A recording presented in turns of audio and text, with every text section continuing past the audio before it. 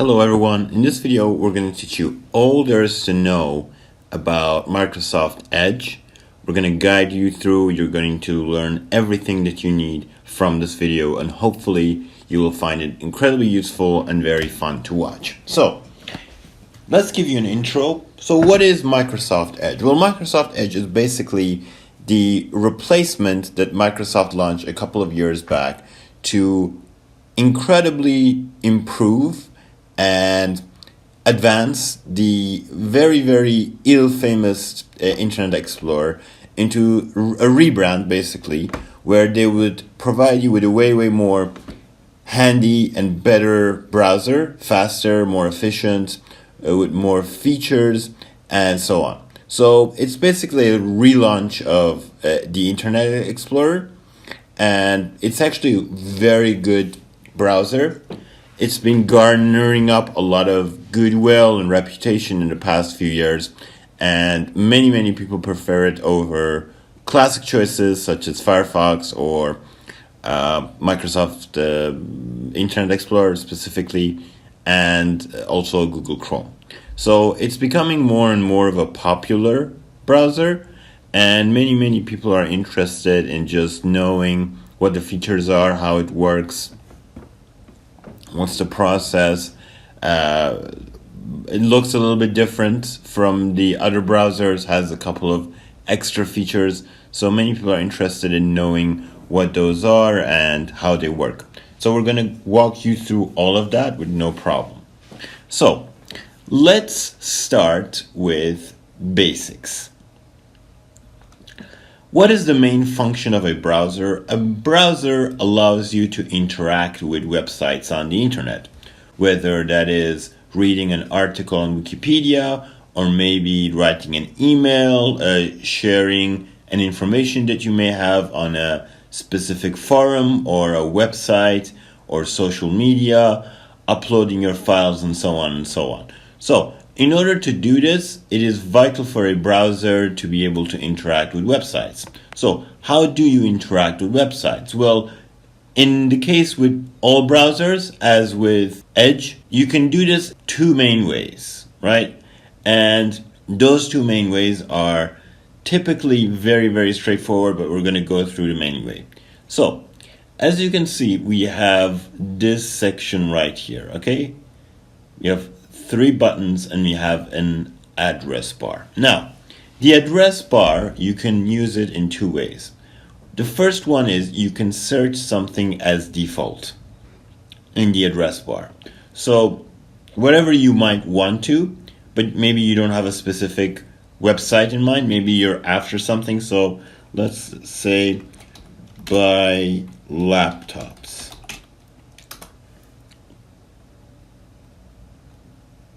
So as you can see, I get some results for buying laptops. I get a result on Dell, I get a result on HP, stuff like that, okay? So this is, I can interact with websites that I don't have necessarily a address for. I simply have a function in my mind. I want to maybe buy a laptop. I maybe want to do some shopping or buy something specific. You know, any of those reasons without having a website in mind, I can just go to the address bar and I could look something up. Notice that we are on Bing.com. Can we change that to other browsers like Google and so on? Yes, we can. We're going to explain those later on. Next option would be maybe you have a specific website in mind and you want to interact with that website. Let's say, for example, read something off of the website, or you want to read something from the website. Let's say, for example, you want to go to apple.com, a very famous website. Again, you enter the address of the website that you have in mind right up here. Also notice that I did not went www.apple.com. You simply write down apple.com and you will get the results that you want. So that is very important, very easy. So of course, see, another way of interacting with the website is you just enter the address bar. I'm on apple.com. You could do the same thing for social medias, whatever you're after, for example, Facebook.com.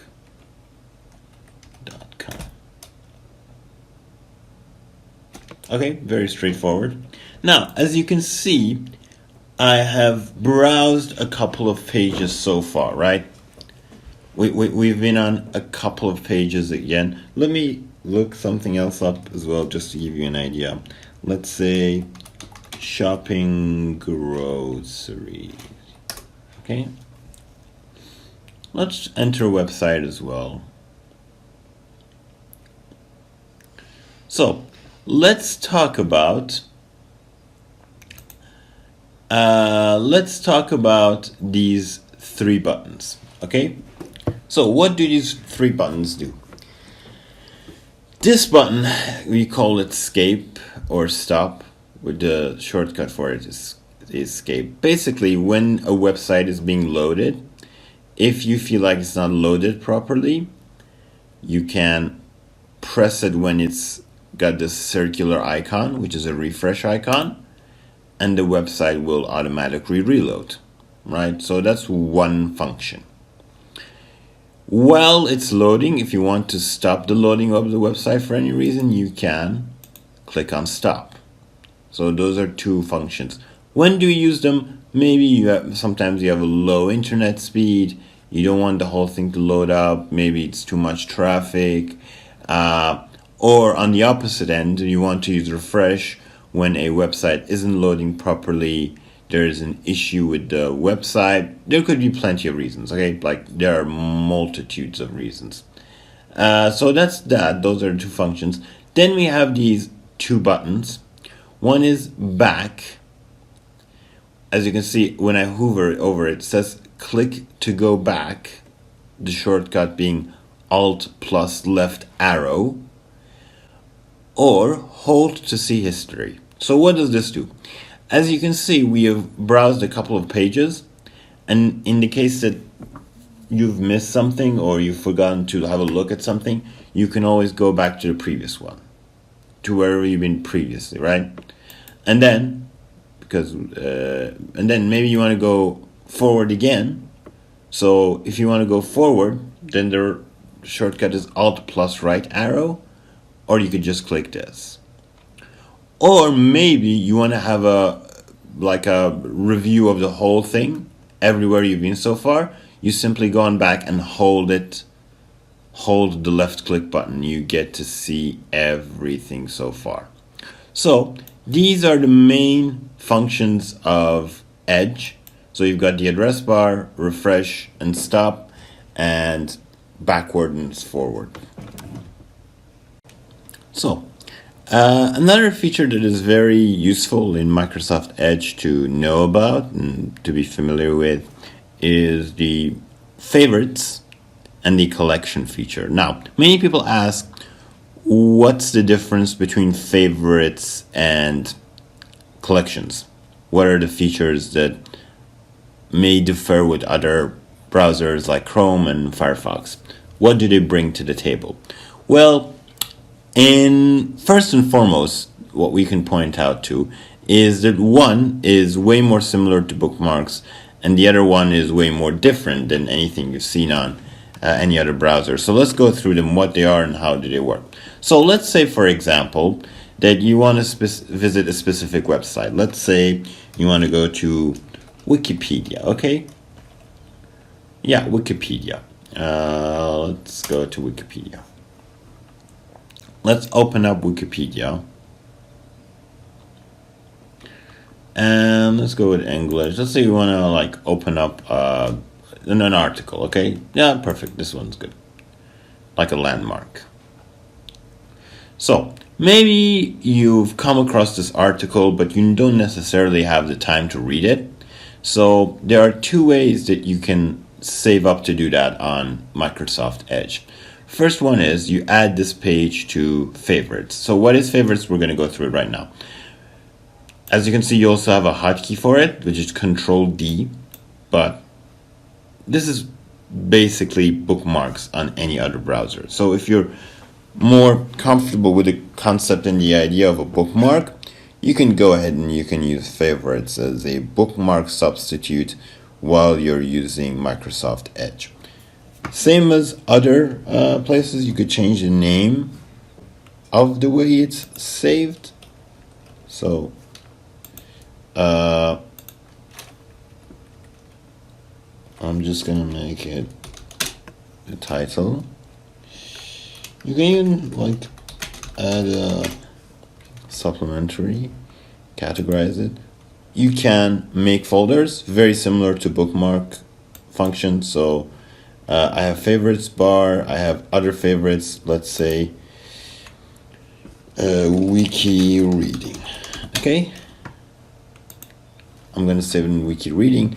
And in Microsoft Edge, right next to your address bar, by default, you have a favorite tab. So this allows you to open up your favorites functions, whatever they may be. You can have a quick look at the links that you may have saved up, and you can read them later. So, and we are going to thoroughly explain different bits of favorites while we go through the options, but for now, have this in mind. This is again adding another favorite. So if you're on a website, you just open this up, you click that, and then the page is added. Let's try that. Let's go to Wales, for example. Let's go to another page where you get a better idea. So let's say I'm on this page. I don't save it from here. I go here, and then I go on wiki reading, and then I press this. As you can see, the page that I am on is automatically added to favorites. You can also create a new folder right away from here. So let's call it news.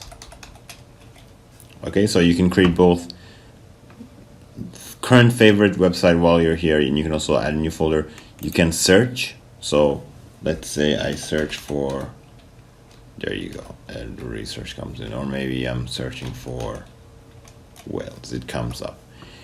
So you can search, and you have a couple of other options here. Add current tab to favorites, we already tried that. Add all tabs to favorites, we're gonna try that in a minute. Import favorites, well, import favorites is gonna work very, very similar to how you import bookmarks on Chrome or Firefox. Export favorites, you take the favorites that you have and you take them on the system. We're gonna go through all this right now.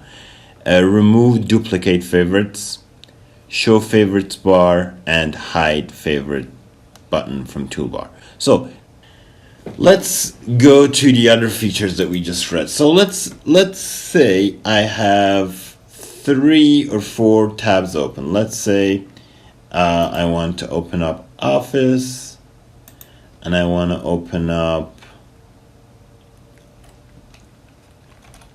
Apple.com,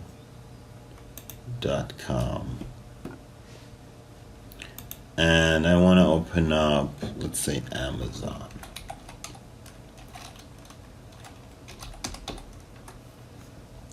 Okay, so we have 4 tabs open, right? So maybe I wanna bookmark, or in this case, add them to my favorite list without going through all of them individually. What you can do is you can click on Add All Tabs to Favorites, and when you do that, I can even create a new folder. As you can see, all the tabs that I have opened are added to the favorites bar. So that's the main function of that button. Import favorites. As you can see, I can import bookmarks, saved passwords, search engines, addresses, and more, payment info, browsing history, cookies, homepage settings, open tabs, extensions from other browsers that I have installed. So that's Firefox, Chrome, Internet Explorer, Edge Legacy. Or I can import them from an HTML file. So an HTML file, as you know, is a file that you can export from your browsers, whatever it is. So if you've got Chrome or if you got Firefox or Edge, you can export an HTML file, and then you can import that file to other browsers where you'll be getting all of your settings back, essentially. Let me give you a demo on how that works. So let's say I want to use another browser. I go on export, and as you can see, that's the date and my favorites, and the saved format is HTML. So I'm going to click save, and then if I go to import, I go on favorites or bookmarks HTML file, choose file, and as you can see, my favorites are there. I open them up. We've brought your data over. All of my data is saved. Of course, I'm re-importing whatever I've saved, but you get the idea. Another very, very useful feature that you have here is remove duplicate favorites. We could also go to manage favorites. Let's have a look on manage favorites. As you can see, this is also your main bookmark section where you get to review everything. You can edit them, you can open them, you can delete entries, or you could just click this and it will be deleted. You have the undo button in case you feel regretful. Pretty much it. Okay, that's pretty much it. We have the same features. You can sort them by names. Show favorites bar, only on new tabs, always never. You can choose the favorites bar. What do you mean by the favorites bar? Well, this is the favorites bar. So let me show you how that works. Never.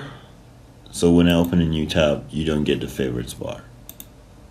If you want to change that up, always see even it's here, or you can change it to only on new tab. So when I open up a new tab, it's there, but when I'm here, it's not here. Here, not here. Or you could go on never. Up to you really, how much you care about the favorites bit. Now, the more interesting and like the more exclusive one to Microsoft Edge is the collections feature. Where is the collections feature? Well, you can have a look at it here. This is the collections feature. What's the difference between collection and favorites or bookmarks? Well, to put it simply, collection allows you more flexibility in what you want to save up. What do I mean by that? In bookmarks, you usually can only save a web page and view that web page regardless of what it might be. You can only save up a web page and your preview features are extremely limited. But with collections, you can have more flexible folder management. Literally, you can control everything. As you can see, I have 0 collections here, or I can have 100 collections. Really up to you. It's not like bookmarks where you have to have a default set of folders. Everything is under your control. And secondly, you have control over the majority of the stuff you save up, and you have a much better preview capabilities. So what do you mean by these? Let's give you a show, huh? So let's start with a new collection. Let's say I'm gonna name it geography. Okay, so I go back. You see I have one collection called geography, and another one I have Wikipedia reading, and then I start a new one called shopping. Okay, so right now I have 3 collections with 0 items for now. let's say I go on this entry on Wales and I'm interested, and I'm going, oh, you know, I'm kind of interested in geography, so I wanna save this up in the geography section. As you can see, the moment I go on the web page, on this side, I have add current page. So first of all, seconds, just take seconds, and I have Wales on my geography collection. But as you can see in a couple of moments, collections doesn't just save up links and give you like a proper preview of them. You can also save up pictures. So let's say I'm interested in this picture, right? So I go like, oh, this is a cool picture, but I want to save up the picture itself, not again the link. All you got to do is you right click and you add it to the collection, geography. And as you can see, the picture here is more in your face and it's way more clear. If I save this up in a bookmark segment, it will never be as big and attention grabbing and in front of me as it would be here. So this is basically like a collage when you collect different information, but collection is certainly better at giving you a preview and also sort through all of the collections that you may have. You can also easily remove these, or you can copy them. So let's say I want to copy this and I want to take it to Wikipedia reading, and I want to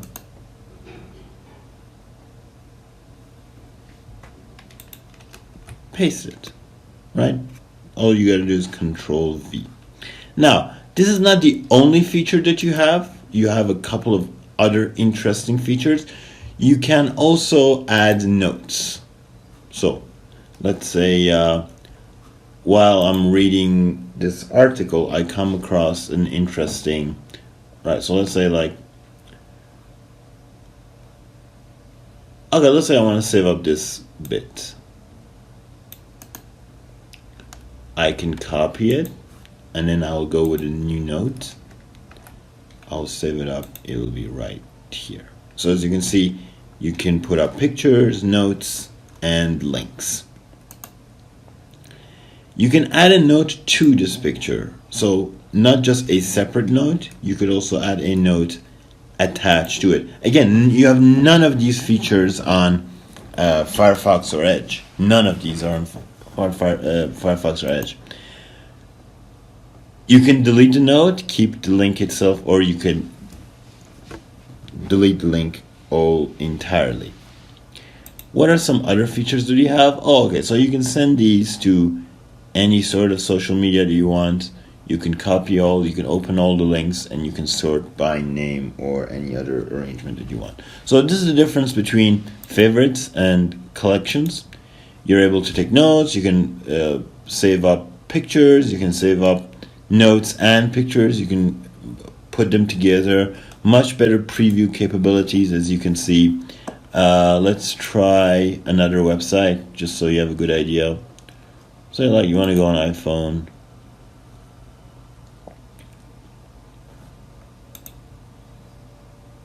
You go on the shopping entry.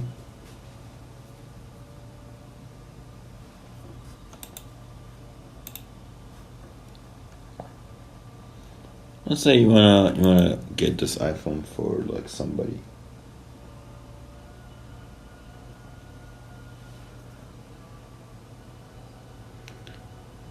This is a way more handy feature, especially when it comes to shopping. So let's say you wanna save this up, right? Let's say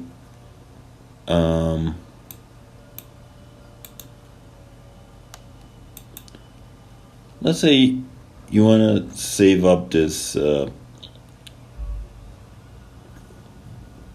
page, so to speak. So you go on and you take a note, say like get up to 100 off, or maybe you save a feature. So let's go. I go with iPhone 12. I pick a color, right, and I read a feature like maybe I don't know, like all iPhone models are unlocked except those for deluxe. So let's say I can go to shopping. I can add current page, and I can add a note to it. I can even add my own notes. P.S.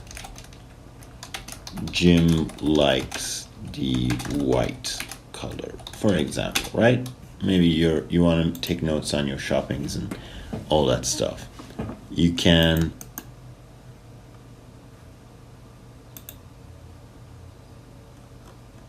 add the specific picture. See, here is the link. Here I added the specific white picture. And you can add a note. Show this to Claire, for example. So you're way more flexible in saving up what you browse on the internet and in organizing them. You can create endless collections and just like spread them all across, add notes, and so on. So these so far are the main features of favorites and collections and the difference between them. Okay. So another feature that we have, which is quite handy when it comes to Edge, and it's a feature that is shared in many browsers, is of course the three infamous features, which is new tab, new window, and new inPrivate window. As you can see, both of these first main features have a shortcut attached. So the shortcut for new tab is Control-T. So whenever you're on a page, you can press Control-T and you will get a new tab. And the shortcut for new window is Control-N. Now, what's the difference between a tab and a window? Well, I think that is fairly obvious. So tab is, you can have multiple tabs in one main window. But when you do a new window, you get a complete new window. Something like this, right? So this is a completely new window with new tabs and everything. The only feature that may require a little bit of explanation is Control-Shift-N, or new inPrivate window. This is a feature that you get on Firefox as private browsing, and you get it on Chrome as incognito. And what it does is, well, the browser itself explains it very clearly, deletes your browsing info when you close all inPrivate windows. So if I visit 100 websites on this window, and the moment I press close, all of it is going to just vanish. That's one. Save collections, favorites, and downloads, but not download history. Your download history will not remain, but your downloads will. Prevents Microsoft Bing searches from being associated with you. So there's no connection between the searches and you.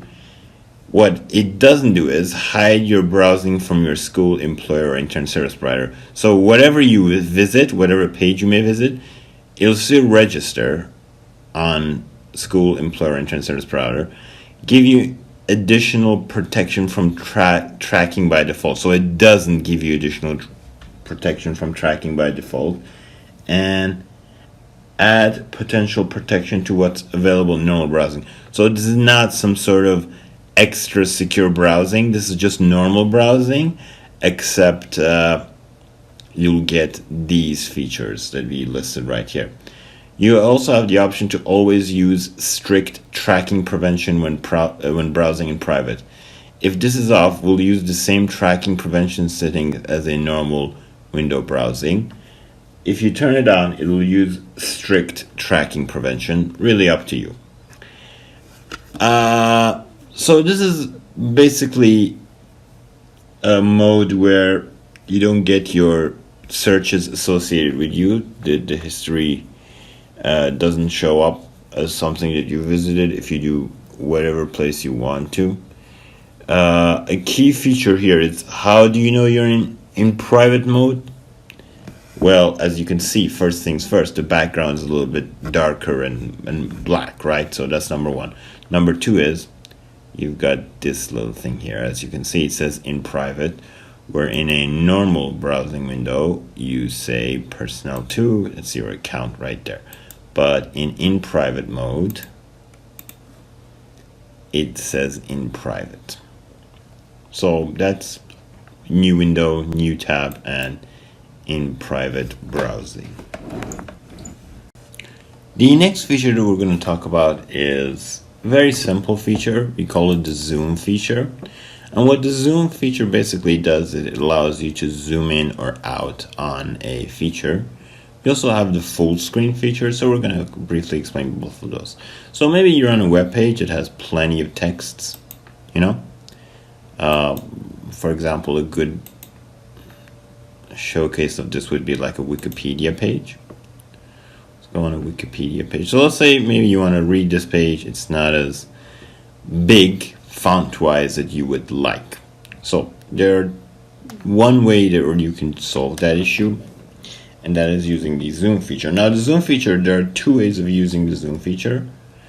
There is a shortcut, and then there is, you can use this feature right here. The shortcut is is control, and then you use your mouse wheel. So I'm doing it right now. Right now I'm pushing my mouse wheel forward, and as you can see, I'm zooming into the web page. And if I scroll my mouse wheel backwards, as you can see, I'm zooming out. The default state, the recommended state, is 100%. If you zoom in, it's going to go higher. If you zoom out, it's going to go lower, but you can always use reset to bring things back to normal. If you don't want to use the mouse wheel, or for any reason you don't have a mouse wheel, you can use it from here. So you go on negative, and then you go on positive. So that's that. This one is also the full screen feature. So have those in mind in case you want to change things up a bit in terms of reading size, and have that in mind. Maybe it'll be useful.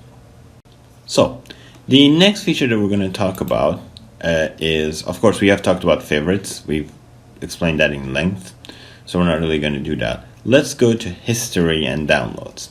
So history, as you know, is all of the websites and the things and the places that you have visited so far. Maybe sometimes you want to go back to certain websites you visited. Maybe some of them were not as important to you as they are right now. You've forgotten to bookmark it or save something up. For a number of reasons, you may want to revisit your history section. And the first shortcut that you want to do is Control-H. Krill browsing data, Control-Shift-Delete. Well, obviously, we don't want to do that as of yet. You also have somehow like a shortcut feature where you gain access to all the places you've been recently while you're on Edge. Let's go to Manage History. Let's see how it looks. So as you can see, these are all the pages that we have visited so far, right? This is pretty much all of them. There is a little bit of a categorization. So you have older, you have last week, yesterday, today, and all. You also have another one called Recently Closed. And Recently Closed is tabs that you may have closed. So maybe you're specifically after tabs that you have closed by accident. So that's a very useful one to have when you're, maybe you want to go back and visit a tab that you have closed a couple of times. Now, as you can see, you can delete entries. I just did one.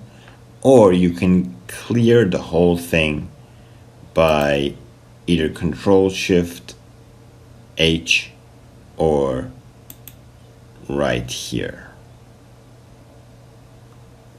And you can choose, and you can give it a time as well. Do you want the last 24 hours deleted, last 7 days, last 4 weeks? You also have some choice in the items themselves. So download history, browsing history. Do you want cookies gone, cached images, passwords, autofill forms, site permission, hosted app data, and everything else. So you can be specific about that. Let's not get lost. So that's history. History is actually covered way more simplistically on Edge than on other browsers. So let's go on downloads. Okay, now Edge's download section is actually a little bit more equipped. It comes with a little bit more of a categorization, you can say. which is helpful if you aren't very good at organizing your files and you just keep them in the download folder. It'll make things easier for you. So we have all sorts of files, then each of them gets categorized. So PDFs, documents, apps, images, compressed files, video, audio, and others. So it basically categorizes all the folders and files that you may download, and also you get open downloads folder. So that's good. The download section is very good.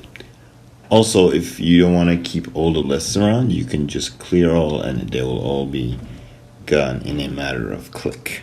So another feature that is exclusive to Chrome is what you are able to use, known as the apps feature. So what do we mean by the apps feature? Well, the apps feature is actually fairly different from what comes to your mind when you're talking about apps, which is the apps on your phone and applications. What does it do exactly? Well, the apps feature is able to basically streamline a website while you're browsing it to make it seem like a readable app.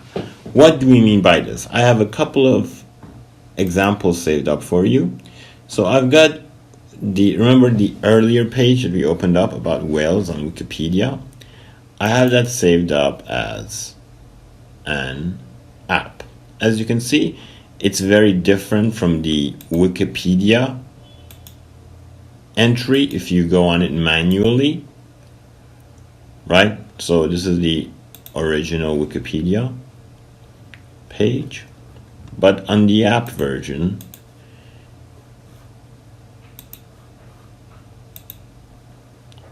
but if you go with the app version, you get a way more cleaner, almost readable version of the Wikipedia. You can refresh. This is the refresh button.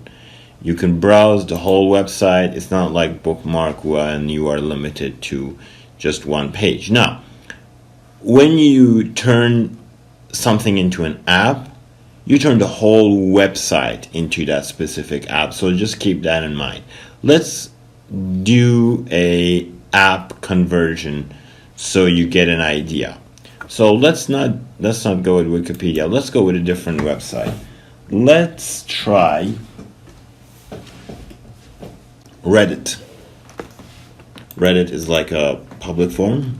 Everybody goes there to exchange information. So we go on Reddit, right?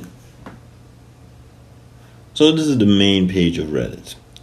How do we turn this into an app so it looks clean and all that good stuff as we just saw with Wikipedia? Well, actually, it's fairly simple. 3 little dots for settings and more. You go on apps, right? Install this site as an app. Or the option is available right across here, which is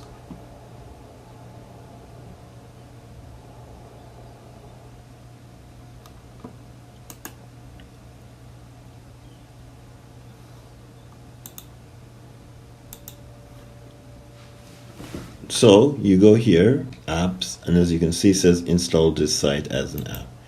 You click that, you get to change the title if you want to. So I go like Reddit, my favorite place for info, for example, okay? Then you install. As you can see, I can resize this as a browsable website, way more cleaner and streamlined. So that is how you use the apps function as a website on your browser. So our next feature is extensions. Now, plenty of browsers have what you might call an extension, and basically what it does is it works as plugins or applications on your browser. It allows you to do certain things that you wouldn't be otherwise able to do. So as you can see, we have 2 sections here. We have keyboard shortcuts and we have extensions. We're going to focus mainly on extensions. We also have sections like developer mode and allow extensions from other stores. If you allow extensions from other stores, you can go on Chrome's web store or Firefox, and you may be able to install some of their extensions. We're not going to cover that explicitly, but just know that if you want to try it, you could just turn this on, and then, as you can see, it says Microsoft does not verify extension installed from third-party stores. To get extensions verified, but go to Microsoft. So if you want to do that, you can turn it on and you can install extensions from other websites. But to get extensions from like an official capacity from Microsoft, you click on this little link right here.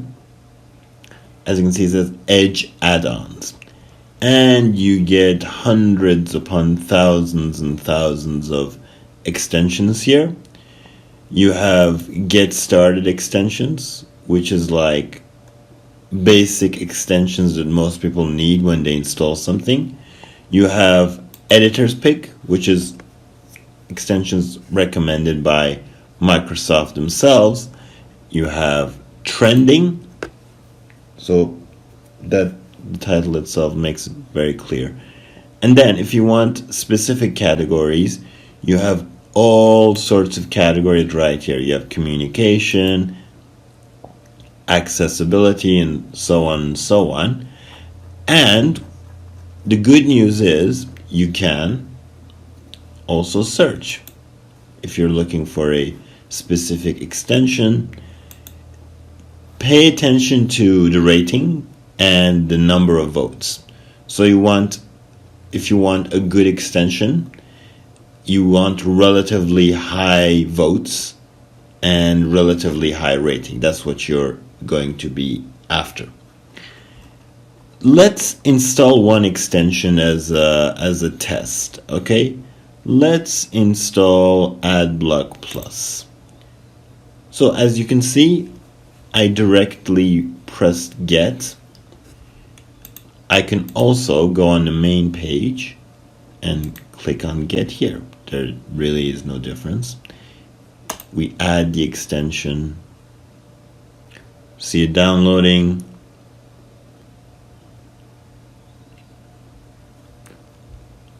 and then Adblock Plus is added. As you can see, some of the extensions you get like a little settings right here. So whenever I visit, you have the Adblock Plus feature, right?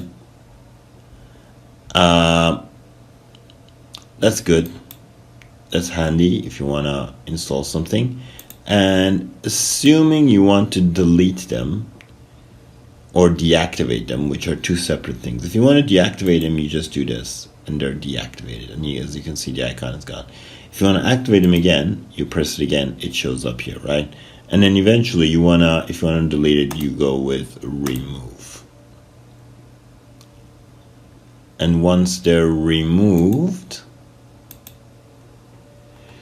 they are not here anymore, as you can see. So that is how you add an extension to Microsoft Edge. So the next section that we're going to talk about are a couple of features that we have on here. So we're going to cover right up until more tools. So we have explained collections before. It's actually a very nifty feature. If you've missed that, you can go and look for it in the timestamps. Should be straight enough. So next feature that we have is, let me go on the web page. The next feature that we have is print. And as you might have guessed already, it allows you to print the page that you're on paper if you wish to, using a printer. You could also have it convert the page that you're on as a PDF and save that instead. That's really all there is to the print feature. Of course, you can increase the number of copies. You can flip the way it looks.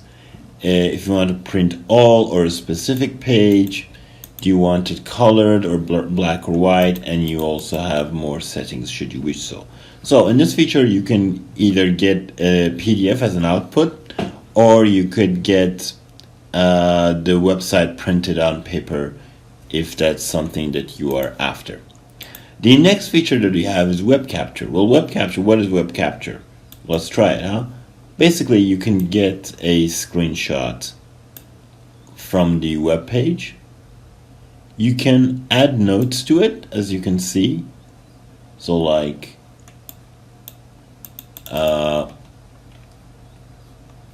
you can draw over it, right? Or you can make copies, you can save it, you can erase the drawing if you want to. You have thickness for the drawer. You can change pictures and so on. So I would actually recommend you use the built-in Microsoft's screenshot tool, but you can also use this if you wish. After you're done, you click this and you will get the page that you have screenshotted. So that's what we mean by web capture. Share, obviously, whatever web page you're on, you have the ability to share that, whether you can send that as an email, you can copy the link, or you can send it to your phone. There's nothing really complicated about that bit. Find on page, which is a very popular feature, also the short key for it is Control F. It allows you to search a keyword on the page itself. So let's say I'm on the Apple page, I'll write the phrase phone, and as you can see, it has find 69 instances of phone, and you can browse all of those. Just if you go down slightly, that's what the Control F feature is for. You can look for keywords on the page. You have another feature which is called Read Aloud, which it basically reads the text that you're on. Many people enjoy that, and it's a fun feature. We have Save Page As. So what this feature does is it allows you to have an offline version, to save an offline version of the page that you're on. Personally, I would recommend that you use the favorite feature or the collections feature on the browser, since that's a way more presentable and accurate version of the website. But maybe you're foreseeing a instance where you might not have internet access, or maybe you want to keep the files online. So if that's the case, this is the feature for you. The next feature from the More Tools section is Cast Media to Device. So this is using Chromecast. You can have an extension where basically if you have a big TV, or if you have a TV that is compatible with Chromecast, Chromecast is a device that allows you to project your screen onto the Chromecast. So maybe you want to have a presentation, maybe you want to show your friends a website on a big TV. You can use Chromecast to project that image, whatever that is, onto the big screen. As you can see, an extension is needed to support Chromecast and dial software. So you can restart your browser and get those if you want. Next one is Pin to Taskbar. So what does this do? Well, if you pin a page to taskbar, it's going to show up on your taskbar without you having to go and look up for that specific page. You can just access it straight away from your taskbar. And I would like to stress that whatever page you're on, that's the page that you will be pinning on your taskbar. So right now, if I pin this, I'll be pinning Amazon, and in the previous instant, I pinned Apple. Launch taskbar pinning wizard. You don't really need to go through that. Browse Task Manager and Developer Tools, they are not for us. Now we come to the final section of the training, which is a little bit more extensive, so I'm going to take the time and just free up these things a bit. I could start a new window, but I think it's a good idea that you are also reminded to keep your affairs clean. So let's go to settings. So what do we have in settings? Well, the good thing is, so far, because we've covered majority of the things, There isn't much left in settings that would be confusing for you, but we're gonna cover them anyway. So first section is the profile section. What the profile section is that it allows you to pair up an account with your browser, and what this pairing up does, what the sync does, is whatever password you may save, or whatever website that you may visit, or whatever change you may do, whatever payment info you have, addresses, blah blah blah, it will be saved on an account. It will be synced with an account, so it is accessible from other browsers and other devices that you may be using Microsoft Edge on. As you can see, I've added my own account. You can add a new profile. It should be stressed that the account that you want to sync is required to be either Hotmail or Outlook. You can't use Gmail or other emails, so have that in mind. Once you sign in, you enter your email, you enter your password, and then you're allowed to sign in. We have a feature called Manage Account. You don't really need to know that. It's more about the features of your email and what you can change about the email accounts and so on. Next, we have Sync. So basically, Sync is when you make changes to your website, to your account, when you make changes to your history, to the data you've saved, everything will be synced. Maybe you don't want that. Maybe you just want specific parts of your browsing experience synced. So for example, maybe you don't want your password synced or your addresses synced. Maybe you just want the favorites to be synced or the history to be synced. Here you have the ability to choose. So you can be picky about what to sync and what not to sync. Or if you don't enjoy the sync feature, you could just turn it off. And as you can see, it says not syncing. And if we go back, it says not syncing. If you want sync on, you click sync on. And eventually it is going to sync. Just needs a little bit of time to adjust. And as you can see, sync is on. So this section we have passwords. So passwords, as the title suggests, is when you go on a website and you save a password, the browser is going to remember that password, and the next time that you log in, it's going to automatically put in that password, so you don't have to do that manually. You have a couple of options here. So offer to save passwords. If this is off, then you won't get the offer to save the password that you just entered. So you have to do that manually. Sign in automatically. If this is turned off, we'll ask you for permission every time before signing into a website. So if you turn this off, they're going to ask you for permission each time instead of just doing it automatically. Show the reveal button password in fields. You know the little eye icon that you get to reveal the password? You get to show the password. If you don't like that, you can turn it off and you won't get that. Save passwords, you'll see saved passwords here. So whatever passwords that you've saved will show up here if you have one. And you also have the option to never save a password on a specific website. And those sites will show up here, right? Those sites will show up here. So that's how this password section works. Payment info, same idea, except it's maybe a credit card account. As you can see, I don't have one here, but the good thing is you can add one manually. So you can add one manually even before you make a purchase and save it. So it will automatically fill up your payment info. We have addresses. I have one address. You can add your own address, and then you can save and fill address. So whenever a specific website asks you for that direction, Edge will provide that automatically. Import browser data, again, we talked about this. Multiple profile preferences. If you want, you can have multiple profiles, personal one, business one, you can manage it right there.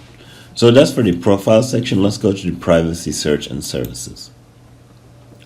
So, as with most browsers, we have three main privacy modes. We have basic, allows most trackers across all sites. Content and ads will likely be personalized. Sites will work as expected. Blocks known harmful trackers. That's a more loose one. Balanced, blocks trackers from sites you haven't visited. Content and ads will likely be less personalized. Sites will work as expected. Blocks known harmful trackers. And then you have strict, which is basically way harsher. You can block specific trackers manually. You can have a list of them, right? So these are the number of times that the blockers have been, trackers have been blocked. You have exceptions. Maybe you want to add an exception for a specific website for any number of reasons. You just say add a site, you enter the sample. You also have the choice to specify whether it's in private session only or just generally, okay? Next, we have clear browsing data. We have gone through this before. Privacy, select your privacy setting. We talked about these. So that's the privacy setting. Allow sites to check if you have payment methods saved. Again, if that's something that you're not comfortable with, you can turn it on or off as you wish. The rest of these aren't really our thing, so it's best if we move on. Except one thing. Remember that I told you when we search something here, literally, we go on Bing, right? So if you want to change that, you want to go all the way down and you want to go on address bar and search. Show me search and type suggested using my typed characters. If you're comfortable with that, you could have those on. That's not really what we're interested in. What we're interested in is this option says search engine used in the address bar. For me, it's Bing, because Bing is owned by Microsoft, so that's what they recommend. You can put it on other stuff. So if I put it on Google, for example, and then I go again something, as you can see now, my search result is Google now. Okay? You also get an extra option. You have search bar or address bar recommended. That really doesn't matter. If you want to manage more search engine stuff or add your own search engines, you can do it using this. Okay, so that's if you want to change it from Bing to Google, that's how you do that. Let's go to appearance. Now, you can change up quite a bit on how your browser looks. So first things first, we have theme. We're on the default system theme. So there's a light theme, which is the default one. And then there is a dark theme. So if you want dark mode, if you enjoy that stuff, you can go on dark theme. You also have more themes that you can customize the browser with. Let's see how. So first things first, you click on learn how. And what it will do is it will take you to a guide, and it basically tells you to check the extension section. So if you want themes, you can look some up in the extension section. Now, remember we talked about the zoom feature, and I told you that the default zoom is on 100%. Well, if you're not happy with that, you can change it. And that's very simple. You just gotta change the default here. And as you can see, if you just go back,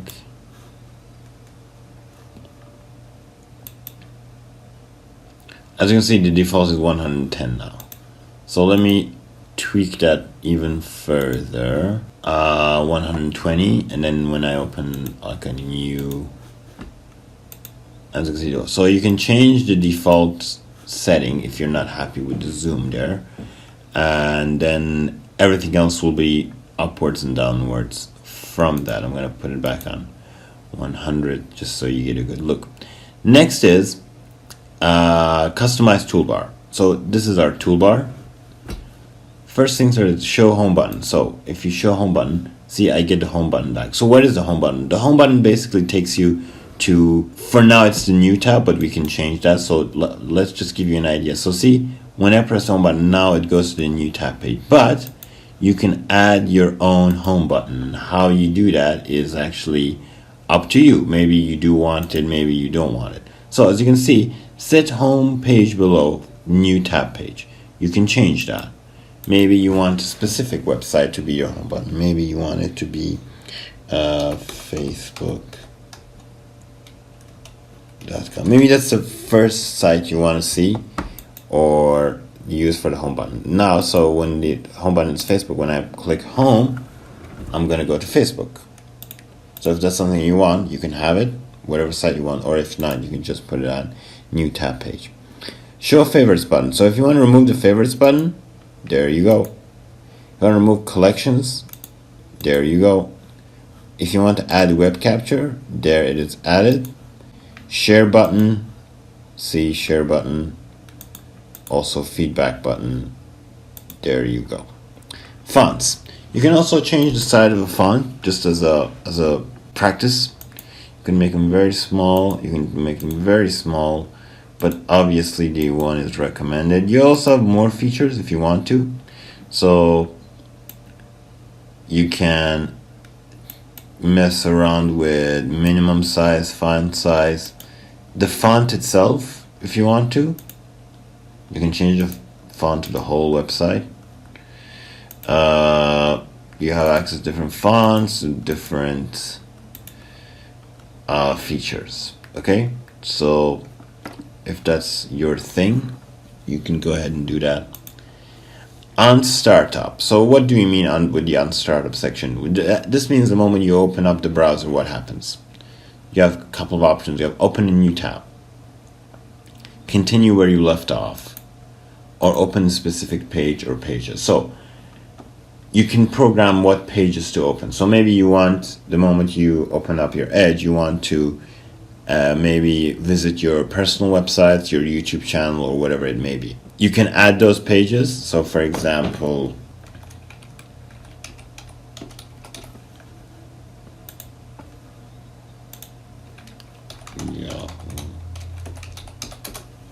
okay, now when I start up my Chrome, it's going to immediately give me those pages. Let's see. So as you can see, I've got both Yahoo and Facebook. And that works. Do you have anything else on startup? Let's go to new tab page. Okay, so preload the new tab page for a faster experience. If that's what you want, you can preload the new tab experience. It'll get faster. You also have customizable options. So what can you customize? Basically everything. Do you see everything here? You can basically do anything you want. You can change the layout. You can change the top stories. Maybe you don't want top stories. Maybe you want interest, whatever you want. You can change it up here. I'm gonna leave that to you.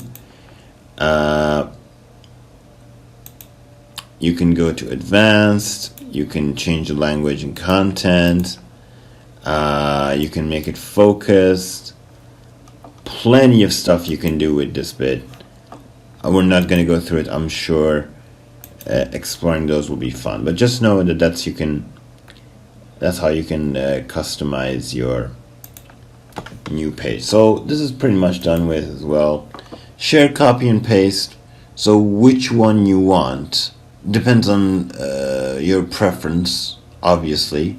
As you can see, it says some paste destinations don't support all paste options, in which case the destination will paste which and what is supported. So do you want URL copy and paste format default, or do you want plain text? Really up to you. we can't really comment on that. It's a preference. So, cookies and permissions. This is an important one.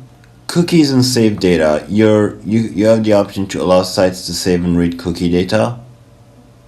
You can turn that off or on. Same goes for block third-party cookies. Don't really recommend it, but you can do that. Preload pages for faster browsing and searching. So use cookies to remember your preference even if you don't visit those pages. If that's something you're interested in, you could do that. Here, you get a list of all the cookies that you have, and you can remove them manually or you can remove all. Really up to you. Next is you can block. You can block certain websites. As you can see, you've prevented the following sites from saving and reading cookies on your device. So if you want to block certain websites, you add the list here. Same principle, if you want to allow certain websites, you add it here. You also have a more flexible option, which is you can get all the cookies from a website, but you can set that specific website to clear all its cookies from your browser the moment you quit your browser. And finally, cookies and site data you've temporarily allowed. So you can add that also if you want to. The next categories in permission are practically the same, except they are for different categories. So, for example, location, you can block specific websites from visiting your location, and you can allow specific websites. Same goes for camera, microphone, motion or light sensors, notifications, and so on. We're really not going to go through it. It's pretty much the same idea, okay? So let's go to default browser. So what is your default browser? You can set that here, and that's it. If you want to have this browser, you click this on Internet Explorer. If you want Internet Explorer, you turn that one on and you have that option. Downloads. So where do you want your downloads to be saved to? This is currently my location. If I want to, I can change that. Any other place, D, whatever I want, okay? Or you can have the second option, which is ask me what to download with each file. Always ask me if I want to save a file or open it without asking. You can turn that off if you want to. Next, we have family safety. So family safety is not really a setting, but you can get it started for if you're using, if your kids are using your computer. What you get is activity reports, content filters, and peace of mind across devices. If you want to activate that, you can go with Get Started Now. The instructions are clear enough. Next, we have language. So we have two main features for language. We have preferred languages and the languages that you can add. Then you have the option to offer to translate pages that aren't in a language I read. So if you go to a page that doesn't include these languages, if you have this option on, you're allowed to translate. We also have check spelling, which checks your spelling, and that's something that you can do. You can also add languages, so we can add French, for example. You add French, and if you want your Edge to be displayed in French, you just gotta restart, and as you can see, everything is in French. I'm gonna switch back to English.